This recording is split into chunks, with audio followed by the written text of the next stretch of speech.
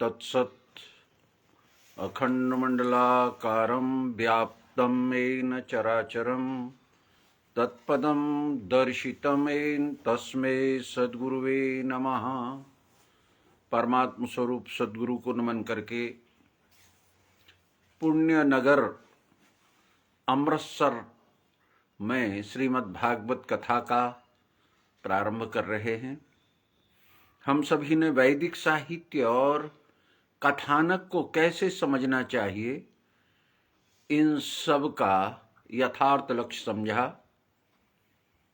आदरणीय श्री कमल और प्रवीण गोयल जी इस कथा के माध्यम बनने से हम सबको मनन करने का, समझने का सौभाग्य प्राप्त हुआ। नौवें अवतार नारायण भगवान श्री मायानंद चैतन्य जी ने वैदिक भागवत नाम से सद्गुरु चरित्र के स्वरूपों में जहाँ कहीं चमत्कार, प्रकृति नियम के विरुद्ध जो दृश्य भाषित होते हैं, उनका स्पष्टीकरण किया है। उसी माध्यम को हृदयंगम करते हुए आप सबके समक्ष इस श्रीमद् भागवत कथा के रहस्य का निरूपण का, उसके आध्यात्मिक और व्यवहारिक चित्रण का स्पष्टीकरण यहाँ प्रारंभ है। आप सभी प्रेमी सज्जन अवश्य समझकर अपने जीवन में लाभ लेंगे, चरित्रवान बनेंगे। इस सदिच्छा के साथ आज का ये कथा प्रसंग प्रारंभ करते हैं। पुनः एक बार नारायण नमस्तुभ्यं नरं चैव नरोत्तमं देवीं सरस्वतीं चैव ततो जयमुदीरयेत्। नारायण को, वीरवर जो भी सिद्धांत को समझते हैं, उन नरों को, देवी सरस्वती को, भगवान व्यास को प्रणाम करके इसका स्पष्टीकरण करने प्रारंभ जा रहे हैं। हम सब ने कुछ विषयों को तो कल सुना समझा था, उनमें हरिश्चंद्र वंश का भी स्पष्टीकरण था, पर लोक ख्याति में गंगा आने का इस धराधाम पर बड़ा विचित्र चित्रण किया जाता है। महाराज हरिश्चंद्र के ही वंश में 11वीं पीढ़ी पर महाराज सगर हुए। कथा ऐसी आती है कि 2 रानियों ने विरोध के वशीभूत होकर एक रानी को जहर दे दिया, पर जब सगर पैदा हुए तो जहर उनके पीठ पर चिपका हुआ आ गया, इसलिए गर यानी जहर के साथ पैदा होने से उनका नाम सगर रख दिया। इसका आध्यात्मिक अगर हम लक्ष्यभूत प्राप्त करें तो हेतु यह है, जन्म के साथ जिनके व्यवहारिक विकार लगे रहते हैं, अर्थात जो जन्म के साथ द्वैत को साथ नहीं रखता, विकारों को साथ नहीं रखता, निर्विकार पैदा होता है, ऐसी उपमाएं जिनको दी जाती हैं उन्हें सगर नाम से कहा गया।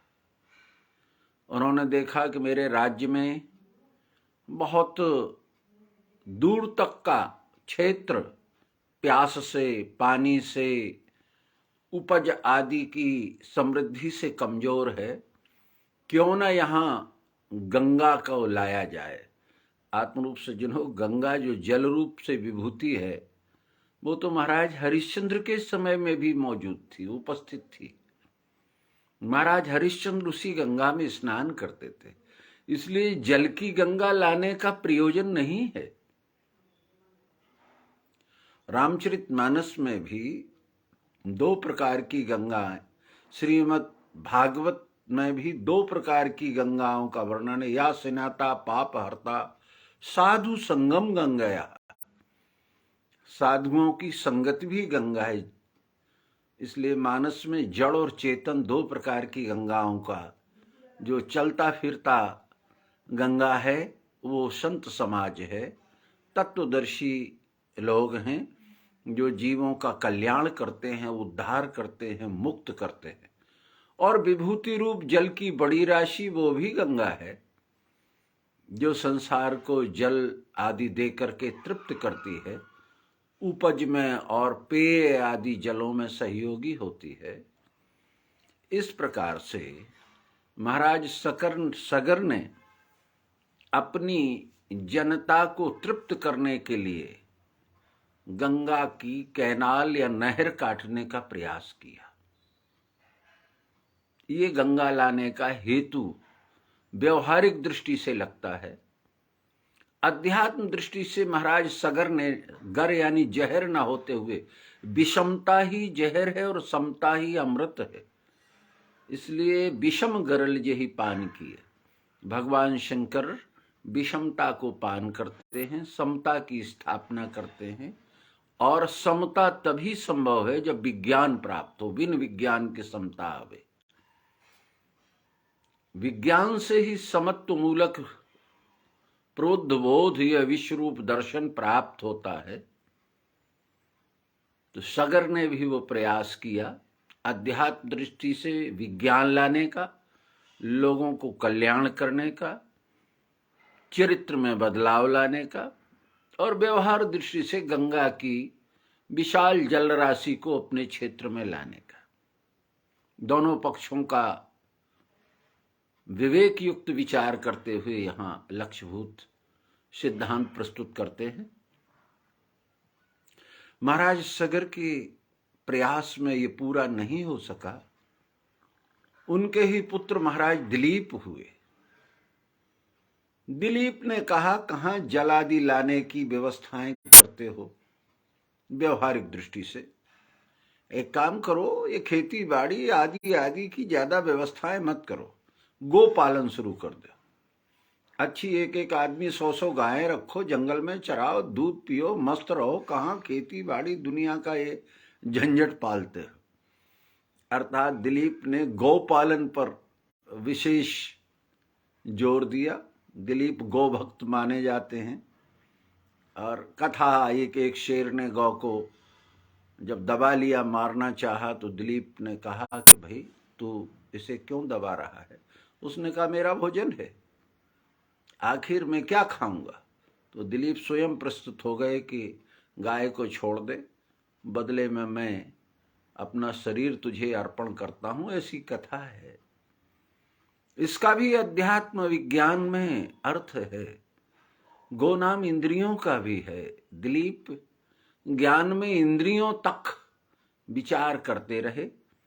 इंद्रिय और मन का समन्वय करना क्षर दृष्टि है। यहां तक दिलीप गौं को चराते रहे, परंतु फिर भी संसार सागर से उद्धार नहीं हो पाए, क्योंकि क्षर गति संसार में यह जगत दृश्य भासता रहता है। धर्म रूपी शेर जब उसे दबाता है, अथवा या विकार रूपी शेर जो अहंकार है, वो जब गाय के ऊपर हमला कर देता है, क्षर गति के अनेक प्रकार के कुसंस्कार या काम क्रोध लोभ जब अपना वैभव या ऐश्वर्य दिखाते हैं, तो उनसे बचाना कठिन हो जाता है। ये उसका आध्यात्मिक निरूपण है। इसलिए आत्मरूप सज्जनों, अकेले क्षर से, अकेले साकार से, अकेले स्थूल दृश्य के संयम से, जो वर्तमान में दृश्यमय होने वाले साधु ज्ञानी आदि कहलाने वाले, वो स्थूल दृश्य पर तो संयम करते हैं, पर उनकी सूक्ष्म वासना दृश्य, उस पर उनका संयम नहीं हो पाता, उस पर उनका लक्ष्य पूरा नहीं होता। इसलिए वो ज्ञान रहित रह जाते। अतः उसी वंश में दिलीप के पुत्र महाराज भगीरथ हुए। भगीरथ ने भी गंगा लाने का प्रयास किया, और उस प्रयास में उन्होंने तप करना शुरू किया। उनको नारद ने बताया, प्रचारक, नारद यानी प्रचारक, तत्व ज्ञान के प्रचारक को नारद कहते हैं। नरौ यो ज्ञानम ददाति स नारदः, जो नरों को ज्ञान देता है उसे नारद कहते हैं। उन्होंने प्रयास किया और उस प्रयास में नारद ने कहा कि एक काम करिए, पहले जिनसे गंगा निकली उन्हें प्रसन्न करिए। तो महाराज भगीरथ ने विष्णु का, विश्वम विष्णु वसटकारो, ये विश्व ही विश्व रूप परमात्मा है, इसका अभ्यास किया, तप किया। विश्व रूप मैं के सदगुरु प्रकट हुए। उन्होंने कहा ये ज्ञान तो हम देंगे, मेरे चरणों से प्रकट हुई है। आत्म समझो, जरा मैं कुछ और कहना चाह रहा हूं। अपने यहां एक संत हुए हैं, जिन संतों की अभी कलयुग में काफी ख्याति रही है। उन्हें देहरा बाबा नाम से कहा जाता था। उनका एक लेख सन 56 का मैंने गीता प्रेस गोरखपुर की पत्रिका में पढ़ा। वो लिखते हैं कि गंगा में स्नान करने से तर जाने वाले मनुष्यों, गंगा तो विष्णु के चरणों से निकली है और चरणों को, विष्णु के चरणों को शूद्र कहते हैं। ब्राह्मणो वैश्य मुखमासीत बाहु राजान्या कृता उरु तदस्ति वै वैश्य शूद्रो चरणभ्याम अजायत। अर्थात उनका व्यंग था उस लेख में कि आप चरणों का धोवन, अर्थात शूद्रों के पैरों का धोवन गंगा समझ के तो मुंह में डालते हो, पर शूद्रों को छूते नहीं हो। ये देहरा बाबा के द्वारा लिखा हुआ सन 56 का गीता प्रेस से प्रकाशित कल्याण में है। इसलिए आत्मरूप सज्जनों, विष्णु के पैरों का धोवन है वो। उसका अर्थ है जिनके कर्म, जिनके चरण सत्कर्म में चलते हैं, वो ज्ञान में आरूढ़ होते हैं। ये गंगा का प्रतीक है। इसलिए भागीरथ विष्णु ने कहा कि मैं गंगा तो देने तैयार हूं, पर उसे धारण कौन करेगा? अगर उसे धारण नहीं करेगा तो पाताल में चली जाएगी। आज भी जो तत्व ज्ञान है, विश्वरूप दर्शन ज्ञान है, यथार्थ बोध है, जिसमें विश्व का प्रत्यक्ष यथार्थ बोध कराया जाता है, अगर वो बुद्धिमान नहीं है, चरित्रवान नहीं है, उसके लक्ष्य में सत को स्थिर करने की योग्यता नहीं है, तो आज भी वो ज्ञान पुनः रसातल को प्राप्त हो जाता है। अर्थात व्यक्ति चरित्रहीन, दुर्गुणी और अहम ब्रह्म की धारणा करके खुद ही परमात्मा बन बैठता है, तो वो समझने लगता है मैं परमात्मा रूप हो गया हूं। ये कितनी बड़ी त्रुटि है। मैं परमात्मा सेवक होता हूं। परमात्मा कभी भी एक इकाई में, एक देह में, एक सीमित स्थान में बंधा हुआ नहीं होता। जब से ये सीमित स्थान में बंधे हुए परमात्मा को माने जाने लगा, उसकी अनंत क्रियाएं पैदा हुई। तभी से भ्रम, अशांति और अनेक प्रकार के दुख आदि मानवता में प्रसारित और फैल रहे हैं। इसलिए महाराज भगीरथ से कहा विष्णु ने, अर्थात सदगुरु ने, धारण करने की योग्यता भी तो चाहिए। महाराज भगीरथ ने पुनः तपस्या की। अब उन्होंने शिव को प्रसन्न किया। शिव अद्वैत ओंकार।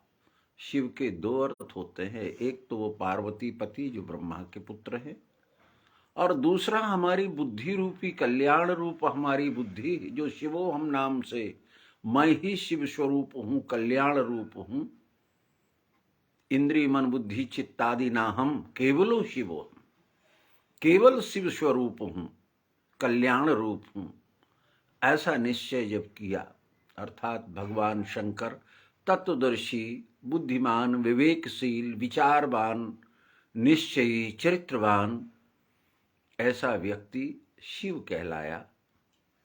वो प्रसन्न हुए। उन्होंने कहा, क्यों भगीरथ, किस लिए मुझे स्मरण किया? वही तत्वदर्शी सद्गुरु भी कहलाते हैं। उनका, महाराज, विष्णु का जो ज्ञान है, विष्णु के चरण का धोन है, ब्रह्मा ने अपने कमंडल में रख लिया, वही आज पृथ्वी मात्र के मानवों के लिए मैं इस धरती पर लाना चाहता हूँ। चरणों का धोन अर्थात जिन्होंने चल के बताया, चरण रज, चरण कृपा, चरणों की इच्छा, चरण चाहते हैं, चरण पाना, चरण पादुका, चरण चिन्ह, ये सब एक ही बातें हैं। अर्थात जिस सिद्धांत को नारायण ने चल के दिखाया उसी को चरण धोन कहते हैं। वही केवट आदि प्रसंग में उसने भी चरण पखारे, अर्थात जिस रास्ते से आप चल के गए हैं, जो रास्ता आपने प्रस्तुत किया है, उसी मार्ग पर हम भी चले। महाजनेन गतः सपंथा, ये चरण धोना है। जो ब्रह्मा ने कमंडल में रखा, ब्रह्मा ने अपने बुद्धि में तो रखा, तो उसके 4 भेद कर दिए, ऋक्षा, मजुर, अथर्व। वही तत्व ज्ञान ब्रह्म विद्या ब्रह्मा ने प्रयोग में प्रचारित तो नहीं कर पाई, ग्रंथ रूप में प्रस्तुत कर दी और उसके 4 विभाग हो गए, कमंडल में रख दी। उसी को भागीरथ के प्रयास से, भागीरथ का नाम है जीव का प्रयास, अटल पुरुषार्थ, दृढ़ निश्चय, कर्तव्य निष्ठा ही भागीरथ है। उसने कल्याण रूपी शिव को कहा, शिव तैयार हो गए। कथा जटा फैला के कैलाश पर खड़े हो गए। कहा ब्रह्मा से, डालो वो गंगा। ब्रह्मा ने अपने कमंडल से कुछ धार अर्थात वेदों की ऋचाओं में प्रस्तुत तत्वबोध प्रयोगात्मक विधि से जब आकाश से यानी व्यापकता से छोड़ा गया, तो कल्याण करने वाले शिव ने अपने मस्तक पर धारण किया। बुद्धि में स्थित होवे ये मैं ही संपूर्ण विश्व हूं, ये मस्तक में धारण होना है, यही तिलक करना है, यानी श्रेष्ठ मान के अपनी बुद्धि में बिठा लेना है।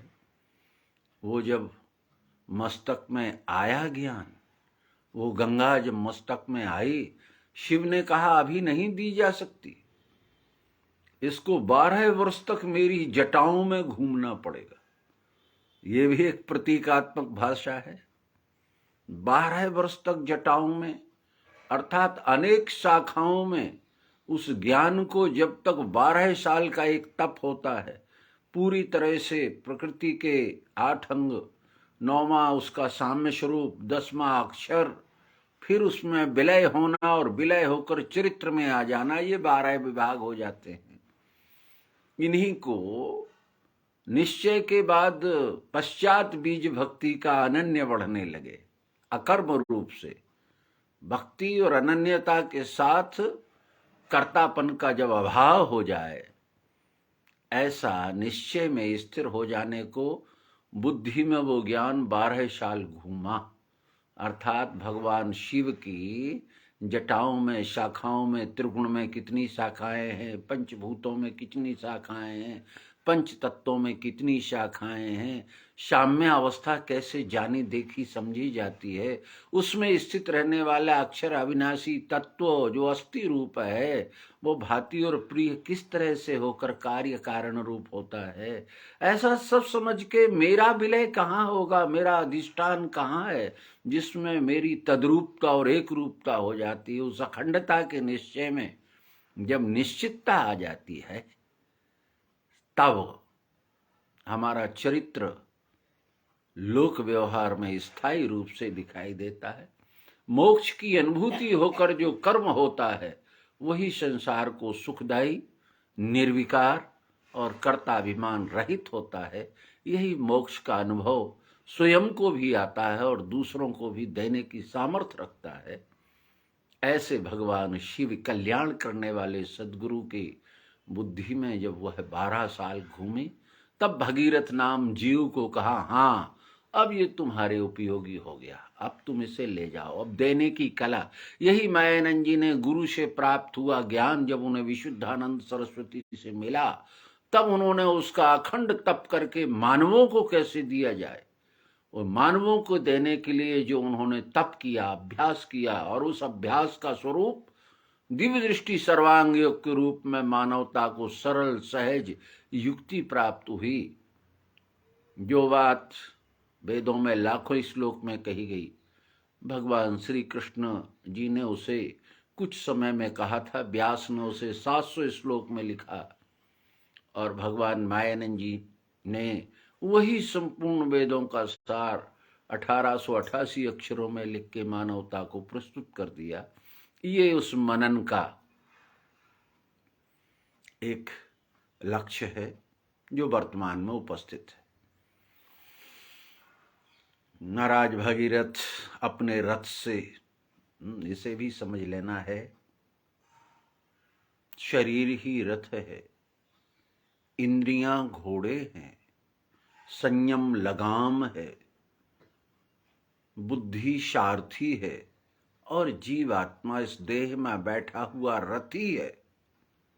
वो आगे आगे चला, गंगा की धार, सद्गुरु का ज्ञान उसके पीछे पीछे चला, और वो मानवता में प्रचारित करते हुए, सबको शांति देते हुए, कल्याण देते हुए, मोक्ष प्रस्तुत करते हुए गंगा सागर में मिल गया। इसमें एक कथा भी बताना जरूरी थी कि महाराज ब्याह सगर के जो पुत्र हुए, महाराज सगर ने यज्ञ किया अश्वमेध, उसमें एक घोड़ा छोड़ा। वो घोड़ा कपिल मुनि उस समय समुद्र किनारे रहते थे, उनके यहाँ पहुंच गया। उनके इंद्र ने पकड़ के कपिल मुनि के यहाँ बांध दिया। महाराज सगर के पुत्र खोजते हुए पहुंचे। कपिल जी अपने ध्यानस्थ, उन्हें पता नहीं था कि कोई घोड़ा आया कि नहीं आया। साधु संतों को ये संसारी बातों से क्या लेना। और महाराज सगर के पुत्रों ने सोचा कि अरे ये साधु देखो कैसा अन्यायी अत्याचारी, इसने यज्ञ घोड़ा छुपा रखा है। उन लोगों ने वहां समुद्र वो खोदना शुरू कर दिया कि हम घोड़ा निकाल लेंगे। आखिर कपिल ने कहा कि मूर्ख हो, व्यर्थ की क्यों प्रयास करते हो, हम किसी घोड़ा और उसकी चोरी नहीं करते। विवाद होने में कपिल ने नेत्र खोल के देख दिया तो 60,000 पुरखे भस्म हो गए। तो वो भी कथा आई कि 60,000 पुरखों को जीवित करने के लिए अगर गंगा का जल आ जाए, गंगा का पानी प्राप्त हो जाए, तो 60,000 पुरखे मोक्ष को प्राप्त हो जाएंगे। थोड़ा विवेक से समझें। महाराज सगर की उस समय की जो जनता थी, पहले मैं आध्यात्मिक अर्थ इसका करूं फिर व्यवहारिक। अश्वमेध 4 प्रकार के मेध होते हैं। सबसे पहले होता है गोमेध, फिर होता है अश्वमेध, फिर होता है नरमेध, और फिर होता है सर्वमेध। ये 4 प्रकार के यज्ञों का वर्णन आया। गोमेध का अर्थ लोगों उन्हें नहीं समझा तो मूर्ख गाय काटने लगे। गो नाम इंद्रियों का है, इंद्रियों के विषयों का जिसने समर्पण कर लिया वो गोमेध हो गया। अश्व नाम घोड़े का है, जिसने अपने मन का समाधान कर लिया, वो त्रिगुणों से ज्यादा कुछ कर नहीं सकता। मन का समाधान हो जाना सब में क्या कहते हैं, तब उसे कहते हैं सर्वमेध। तो ये सर्वमेध के बाद ही, सर्वमेध हो जाने पर ही संपूर्णता होती है। ये इसका तात्विक अर्थ था, वैदिक अर्थ था। इसका व्यवहारिक अर्थ भी समझें। महाराज सगर की 60,000 जनता थी उनके राज्य में। उस समय जो प्यास से, भूख से, कृषि से पीड़ित थी। समुद्र का पानी पिया नहीं जा सकता। समुद्र किनारे तक तो उन्हें ले गए कि लो ये पानी है, पर वो समुद्र का उपयोग कैसे कर सकते। अर्थात कपिल के यहाँ वो 60,000 लोगों ने अपनी समस्या का कहा, महाराज आप विद्वान हैं, आप राजों को समझा सकते हैं, आप ब्रह्मर्षि हैं, आप भगवान हैं, समझा कर हमारी व्यवस्था करिए। वो 60,000 लोग परेशान थे। सगर ने प्रयास किया, दिलीप ने प्रयास किया, अंत में भागीरथ उस प्रयास में सफल हुए और 60,000 जो जनता उस समय की मानी गई, उसे सुंदर जल राशि प्राप्त हो जाने से उनके जीवन में पेयजल से लेके कृषि तक की तृप्ति हो गई। ये उसका व्यवहारिक अर्थ है। इसलिए हम सबको हर कथा का व्यवहारिक और आत्मिक, अपने जीवन में परिवर्तन लाने वाला दोनों प्रकार के अर्थों को समझना चाहिए। महाराज ये ज्ञान गंगा ही, अगर हम भागीरथ का प्रयास कहें तो महाराज हरिश्चंद्र तो पहले ही जल में स्नान कर रहे थे। जिससे मोक्ष होता है, जिससे कल्याण होता है, जिससे जीव अपने स्वरूप को प्राप्त हो जाता है, जिसमें बंधन रहित अवस्था होती है, जो विषयों से वैराग्य पैदा कर देता है, जो अस्थिभाति प्रिय रूप से अपने आत्म चैतन्य सत्ता को पहचान लेता है तो और पहचान कर उसमें तद्रूप हो जाता है, एक रूप हो जाता है, ऐसा निश्चय होने के लिए जिस गंगा की, जिस ज्ञान की, जिस प्रवाह की, जिस तत्व विज्ञान की आवश्यकता होती है, वो शिव के मस्तक से निकलती है। वो सद्गुरु के ज्ञान का स्वरूप होती है और उससे ही मोक्ष प्राप्त होती है। अगर वो 60,000 पुरखे मोक्ष होना थे तो मोक्ष होने के लिए ज्ञान मोक्ष प्रद वेद बखाना, ज्ञाने नाहि सदस्यम पवित्र ही विद्यते। इस धरती में ज्ञान के समान दूसरी कोई चीज पवित्र नहीं है, पर ज्ञान है क्या? अखंड दर्शन, ज्ञान एक रस, ज्ञान अखंड, न द्वितीयो न तृतीयो चतुर्थो अपि न उच्यते, सर्वम अस्मिन् देवः एक वृत्तो भवन्ति। जो एक ही वृत्ति है, एक ही लक्ष्य है, वही वास्तव में ज्ञान है, जिसमें मैं सब में हूँ, सब मुझ में है, ऐसा निश्चय होता है। ये ज्ञान से पुरखे तर जाते हैं। ज्ञान ही तरण तारण का, और वो जीते जी होता है। मरने के बाद क्या प्रमाण के हम मोक्ष हुए या नहीं हुए? मोक्ष तो भ्रम रहित, संशय रहित और अज्ञान रहित अवस्था को मोक्ष कहते हैं, जिसमें भ्रम, संशय और अज्ञान की निवृत्ति हो जाए। अर्थात यह ज्ञान गंगा जो महाराज भागीरथ ने लाके मानवता का कल्याण किया, जिससे मानवता अपने स्वरूप में स्थित होकर मोक्ष को प्राप्त होती है। भ्रम, जिसमें माया, जीव और ईश्वर, ये तीन समस्याओं का भ्रम शेष न रहे, वो मुक्त पुरुष है। यही कार्य 9वें अवतार मायानंद चैतन्य जी का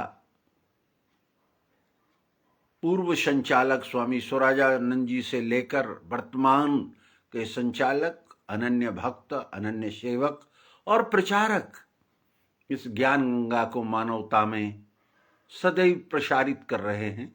और जो इसे समझ लेता है, धारण करता है, इसमें स्नान करता है, पान करता है, और जिसके मस्तक पर ये बुद्धि में धारण हो जाती है, वो जीते जी मोक्ष का अनुभव भी लेता है।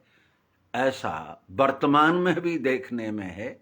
जो चाहें वो अनुभव करके देख लें, या जिन्हें अनुभव है। एक व्यक्ति एक विचित्र बातें लिखते हैं, वो भी मुझे आज कहना इस प्रसंग में जरूरी लगा, कह देता हूं। कुछ लोग ये पूछ रहे थे कि किस किस को आत्म अनुभव हुआ, क्या आपका मोह भ्रम नष्ट हो गया? आत्मरूप सज्जनों, उनसे निवेदन है कि अगर कोई कह दे कि मेरा मोह भ्रम नष्ट हो गया, तो आपके पास क्या थर्मामीटर है? किस प्रमाण से आप नापेंगे कि ये हमारा मोह भ्रम नष्ट हुआ या नहीं हुआ? ये प्रश्न ही उन अज्ञानियों की बुद्धि का है जो किसी को तौला करते हैं।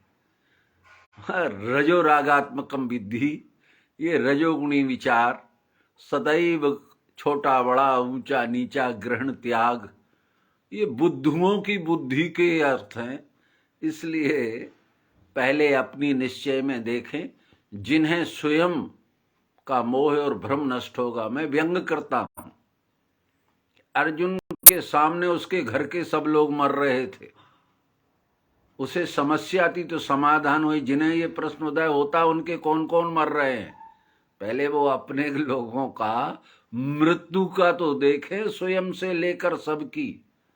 देह आसक्ति पहले छूटे पर गृहस्थी का सर्वनाश हो रहा हो, तब पता लगेगा कि मोह कैसे होते और कैसे छूटता है और कैसे भ्रम निवारण होती।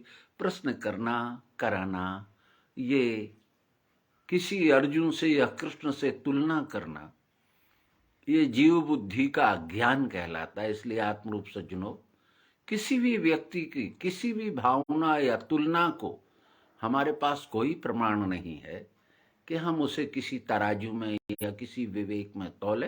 अपने निश्चय को अपने स्वरूप में देखकर आनंदित होइए। जगत भाव जिसे दिखाई देता है, जगत का दृश्य जिसे भाषित होता है, वही तो सगर के पुरखे हैं जो 60,000 नष्ट हो गए। वो कपिल के स्थान में अर्थात द्वैत में, प्रकृति पुरुष के रहस्य में, गंगा सागर में विलय नहीं होंगे, वो भस्म हो जाएंगे। इसलिए मोक्ष मार्ग के प्रस्तुत करने वाले व्यक्ति अपने से पृथक कोई सत्ता नहीं देखते, बुद्धि में स्थित होवे ये मैं ही संपूर्ण विश्व हूं। फिर कहाँ पृथकता है, कहाँ द्वैत है, कहाँ अलग है, किसकी तुलना है, ये भी कहना इस प्रसंग के साथ जरूरी था। यही वो घोड़ा है जो कहीं ना कहीं बांध दिया जाता है, इसलिए अपने घोड़े को संभाल के रखो, अन्यथा किसी कपिल आश्रम में बंधा मिलेगा, जीवन कहीं सार को प्राप्त नहीं होगा। इसलिए आत्मरूप सज्जनों, इसे अधिकार युक्त विचारों को समझकर अपने जीवन को सार में लाए। यहां तक हमने हरिश्चंद्र में महाराज भगीरथ द्वारा मोक्ष मार्ग प्रस्तुत करने वाला ये तत्व विज्ञान जो मानवता को कल्याण देता है, सदैव आता रहा है, सदैव इसका उदय और लोप होता है। वर्तमान में ये उदय को प्राप्त है। 9वें अवतार ने नर्मदा तट से इस ज्ञान को विश्व की मानवता में प्रसारित कर दिया है।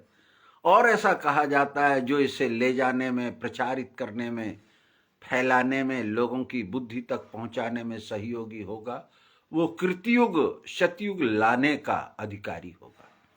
आदि आदि अर्थात हम सभी इस सत्कार्य को करें। ऐसी सदिच्छा के साथ अब मैं अगला प्रसंग, जिसे वामन अवतार नाम से जाना जाता है। हम लोग वामन को एक छोटा सा अंगूठे बराबर कोई 52 अंगुल का ऐसा मान लेते हैं, पर श्रीमद् भागवत में वामन की माता का नाम लिखा और पिता का नाम भी लिखा है। आदिति के गर्भ से पैदा हुआ पुत्र है और कश्यप पिता हैं। जिन्हें चाहिए वो स्कंद देख लें, और उसमें तो ये लिखा है कि कपड़े अपड़े पहने हुए, वस्त्र सहित पूरा सजा बजा लड़का पैदा हो गया। अभी इसमें प्रश्न आता है कि कोई कपड़े लत्ते पहने हुए और सजा हुआ, मुकुट लगाए हुए, बढ़िया अंगरखा पहने हुए, पजामा पहने हुए कैसे पैदा हो जाएगा माता के गर्भ से? उसका लक्ष्य है, पुत्र तो वही था जैसे सबके पैदा होता है, पर माता ने उस पे, हर एक माता अपने अपने पुत्र पर कुछ न कुछ आरोप करती है गर्भ के लेकर जन्म तक। कोई कहता है राजा हो जाएगा, कोई कहता है राजकुमार बनेगा, कोई कहता है बड़ा वीर होगा, कोई कहता है बुद्धिमान होगा। ऐसी माताएं अपने पुत्रों पर अनेक प्रकार के आरोप प्रत्यारोप वो करती ही हैं। हाँ, कोई नहीं कहता कि तू बुद्धू होगा, गधा बनेगा, ऐसा कोई नहीं कहता। हर एक कहता है राजा बेटा हो जाएगा, अरे ये बड़ा वीर पैदा होगा और ये बहुत बुद्धिमान होगा, अरे ये बड़ा तंदुरुस्त होगा और पहलवान बनेगा। ऐसी भाषाएं बोली जाती हैं। तो अदिति ने भी अपने पति से अपेक्षा की थी कि हमारे भी एक सुंदर सुयोग्य ज्ञानवान होने वाला संतान पैदा हो। और वैसी संतान की कल्पना के कारण माता की जो कल्पना उसके चित्त में भासती है अपने संतानों के लिए, वही दृश्य का वर्णन किया जाता है। जैसे कौशल्या को भगवान श्री राम के प्रकट के समय हृदय बनमाला हो तो भाव बाहु विशाला हो तो मस्तक ललाट हो तो नेत्र बड़े हों, ऐसी उनको कल्पना थी। ऐसे ही यहाँ अदिति को भी कल्पना हुई कि हमारा पुत्र सजा बजा सुंदर मुकुट, तो ऐसे दृश्य का वर्णन किया जाता है, वो वर्णन है। अब उस समय असुरों के राजा बलि का राज्य था। बलि ने खदेड़ मारा सबको, देव हो गया चालू, कहीं नेट गड़बड़ करता है। तो उन्होंने सबको, ठीक हो गया, वो नेट गड़बड़ कर जाता है, छोड़ गया था। आखिर में बलि को क्या अभिमान था? मैं प्रहलाद के वंश में पैदा हुआ। अरे हमारे दादा जो हैं ब्रह्मज्ञानी थे, भगवान जिनके दरवाजे आते थे, मैं उस घर में।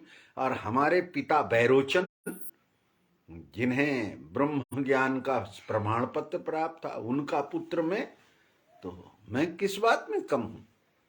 इसलिए महाराज बलि ने शुक्राचार्य के गुरु को मिल जाने के कारण देवताओं को खदेड़ा, इंद्र पे राज कर लिया, इंद्र को भगा दिया, अपनी बात मनवाने लगे, यज्ञ करने लगे। ऐसा जब उनका बल बढ़ा तो आसुरी भाववान जो आसुर दैत्य कुल के लोग थे वो बलवान हो गए, वो अनीत अत्याचार करने लगे। इसे देख करके कश्यप अदिति के जो पुत्र थे, जिन्हें बामन नाम से जाना जाता था, उनको सबने कहा कि भगवान आप बहुत समझदार हैं, योग्य हैं, विवेकी हैं, धर्म स्थापक हैं, धर्म के लिए आपका अवतार हुआ है, एक काम करिए, हमें इस अहंकारी बलि से छुटकारा दिलाइए। इसमें कुछ तो अच्छे गुण हैं, क्योंकि ये प्रहलाद के वंश में पैदा हुआ है, तो तत्व ज्ञान परोक्ष ज्ञान है इसमें। पर परोक्ष ज्ञान में ये समर्पण ना हो के ब्रह्म बन जाता है, बस यही इन राक्षसों में ऐब है। जहां तद्रूपता हो जाना चाहिए, ब्रह्म अखंड होता है, ब्रह्म कभी एक इकाई नहीं होता, एक टुकड़ा नहीं होता, एक विचार नहीं होता, एक सीमित नहीं होता। पर ये ब्रह्म विद्या को एक सीमित अहंकार में परिवर्तित कर लेते हैं। इसलिए महाराज आप इसे सुधारिए। महाराज बलि एक यज्ञ कर रहे थे, मौका अच्छा था, यज्ञ में दक्षिणा देना कर्तव्य माना जाता है। तो बामन का जो चित्रण किया जाता है, एक छाता लगाए, छोटे से बालक बन के, और महाराज बलि के यहाँ आ गए।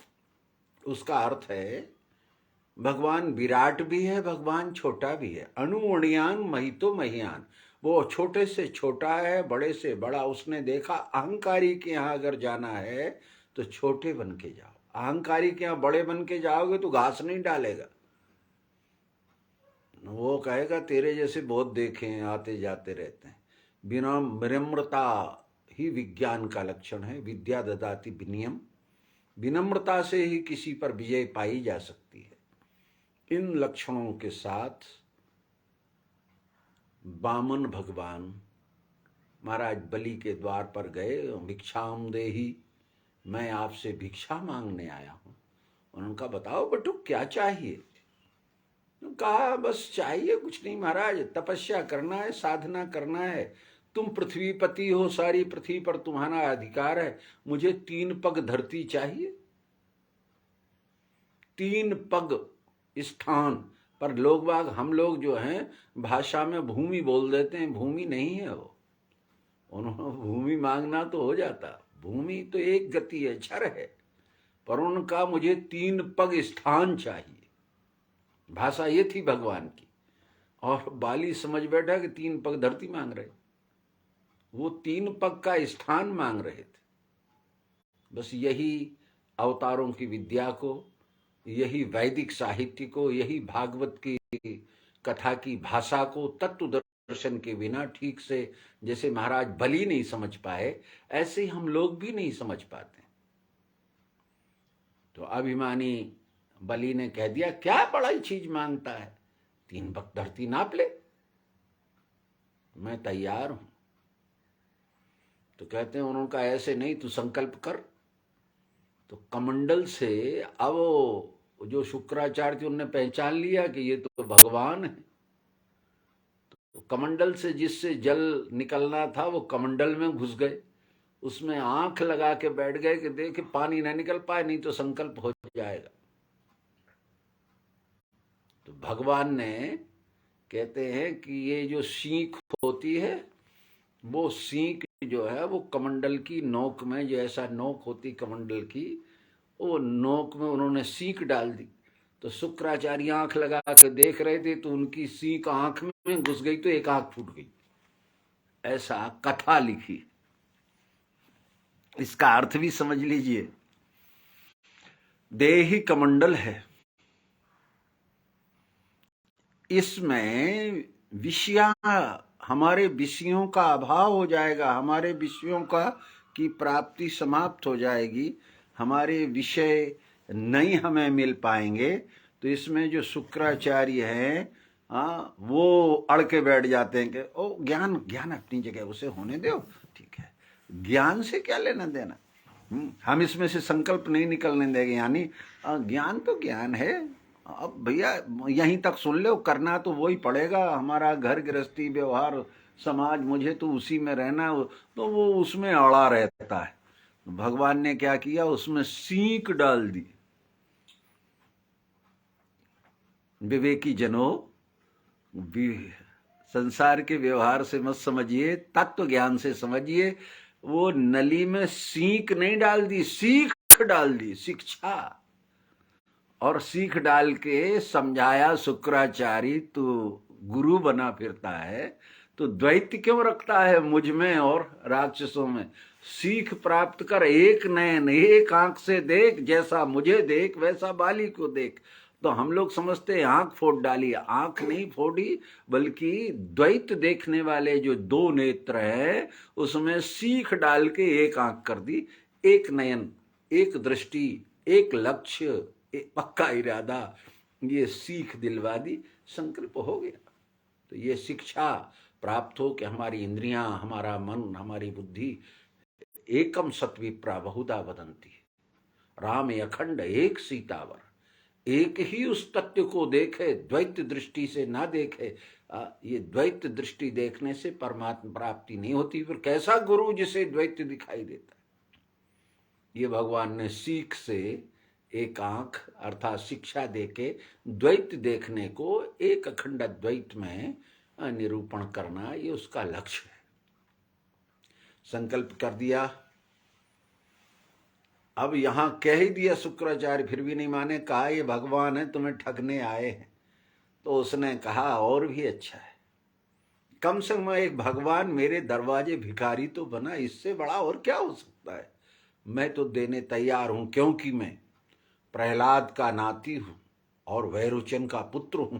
मैं उस वंश में पैदा हूं जिसमें ब्रह्म विद्या के लिए समर्पण होने की सामर्थ्य थी। इसलिए मेरे चरित्र में अलग बात है, परंतु मैं अपनी बुद्धि को समर्पित करना चाहता हूं। ऐसा करके भगवान ने पहला चरण बढ़ाया, पहला पद। वहां चरण या पद का अर्थ होता है उस तत्व विज्ञान का लक्ष्य पहले चरण में, पहले पद में साकार पद को नाप लिया, क्षर पद को नाप लिया। यही तत्पद है दृश्य विराट इस नाम से।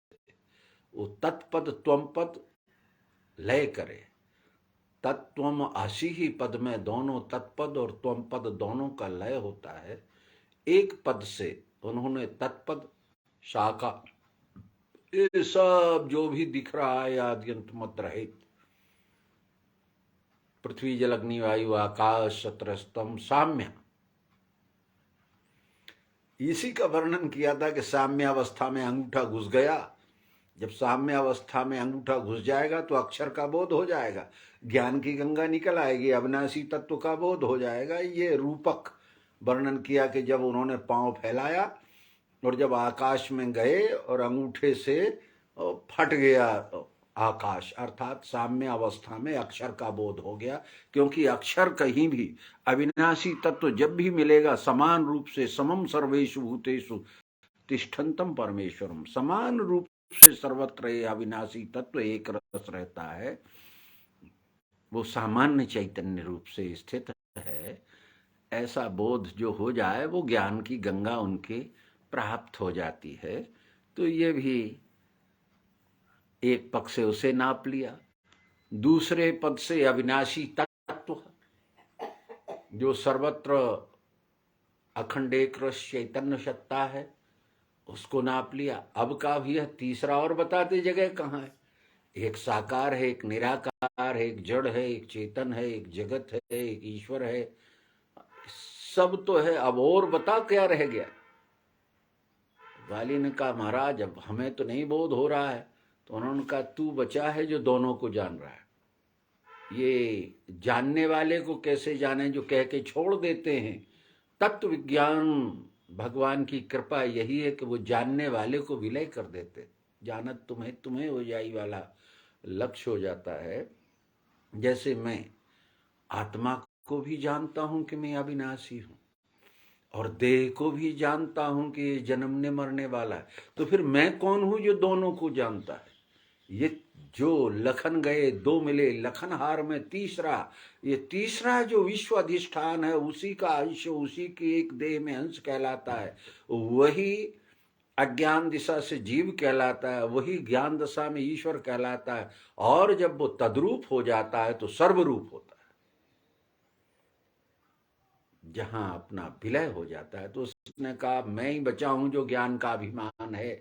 जो मैं कह रहा था मैं साकार जानता हूं, मैं आत्मा को जानता हूं, मैं निराकार जानता हूं, ये जानने वाला शेष रहा। मुझे ही नाप लीजिए, मेरा विलय कर दीजिए।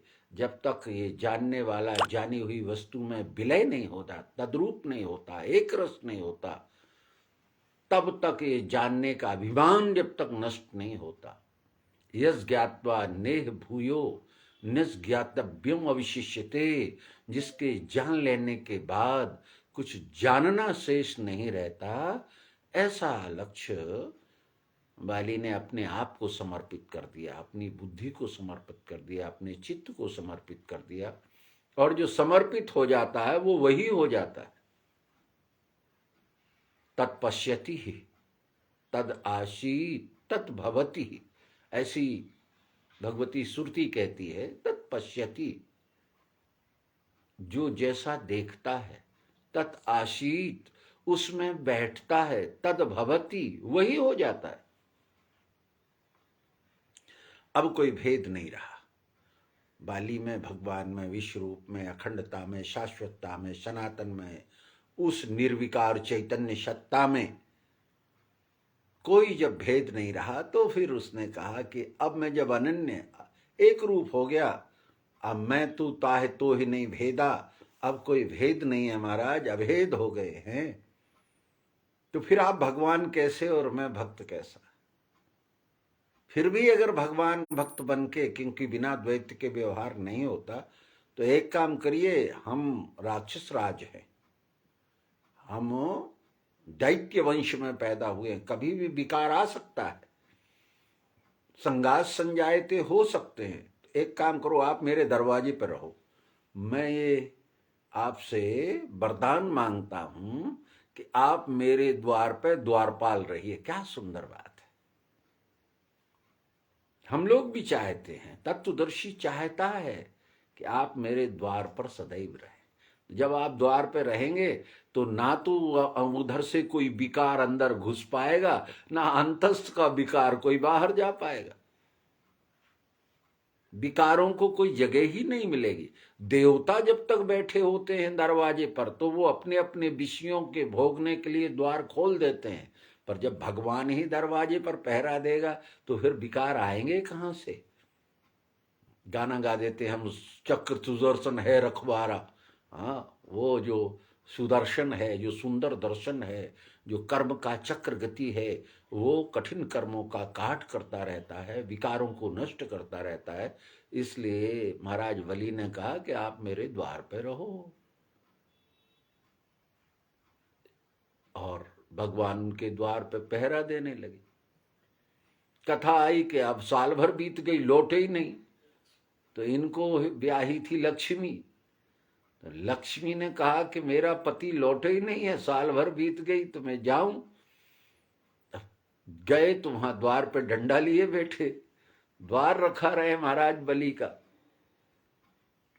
तो आखिर में नारायण नारायण। तो वो